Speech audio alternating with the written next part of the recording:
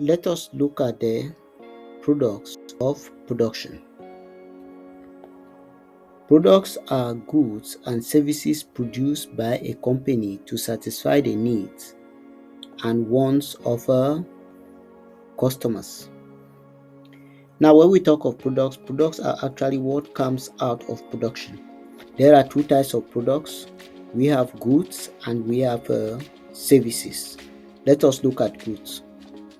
These are all tangible products that can be seen and touched and do possess a utility. Examples are books, pens, pencils, cars, etc. Now, when we talk of goods, goods are tangible products that can be seen, touched, and they do possess a utility. Some of the characteristics of goods are it can be seen, it can be touched, it can be stored. Since it is tangible, it means that when you buy a good, you can store it. Another characteristic of good is that there can be change of ownership. That is change of ownership. And the last characteristic is that it do possess a utility. Possess utility. Now let us look at services. What are services? Services are intangible products that cannot be seen or touched but do possess a utility. Examples of services are the services of teachers, the services of doctors, the services of the lawyers, the services of the nurses, etc. As far as services are concerned, they cannot be seen, neither can they be touched. Now let us look at some of the characteristics of services. 1. Services cannot be seen. Cannot be seen.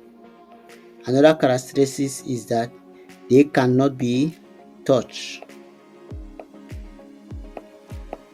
Cannot be touched.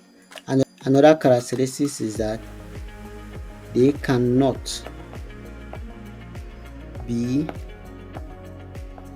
stored. And another characteristic is that they do possess utility.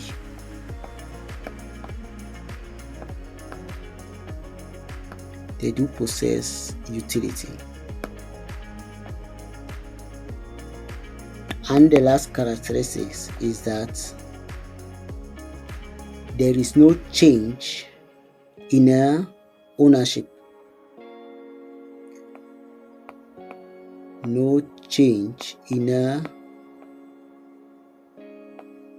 ownership. Now, what this actually means is that when you pay for a service, the service is rendered to you. You do not own the person that is rendering the service. But in the case of a good, when you pay for the good, the ownership of the good moves from the seller to the buyer. For example, when you go to the market and you buy a particular good, the good is handed over to you. So it means that the ownership of the good has moved from the seller to the buyer. But when you pay someone to do your hair, immediately the person does your hair, the ownership, the talent does not move from the person who is rendering the service to you. It is not like that. The person rendered the service and the ownership of the service still remains with the person. Now, some of the similarities between products and services are that both of them do possess a utility and both of them do command a price, which means that they can be sold in the market. Now, let us look at the stages of production. There are basically 3 stages. You have primary, secondary, and the tertiary. Now let us start primary production. This is the first stage of production. Primary production is involved in the extraction of raw materials from nature. They include the extractive industries, for example, mining, and the genetic industry, for example, fishery. Now, when we talk of extractive industry, we are talking of those industries that are involved in the supply of commodities extracted from the earth. Example is mining, forestry, and fishing. While when we talk of genetic industries, they are concerned with the reproduction and growing of certain species of plants and animals with the objective of earning profit from sale. Example is fishery, poultry, and piggery. Let us look at secondary production. This is the second stage of production.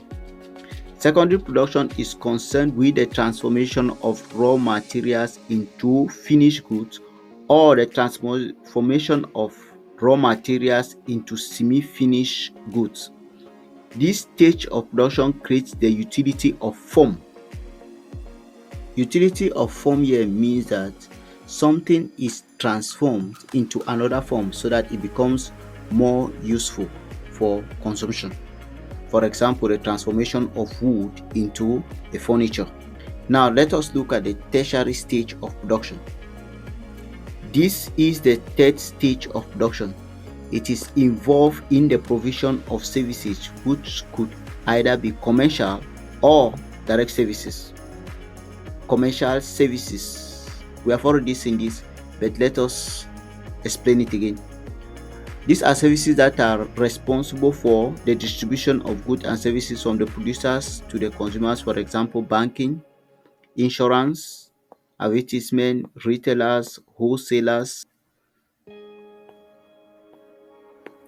warehousing,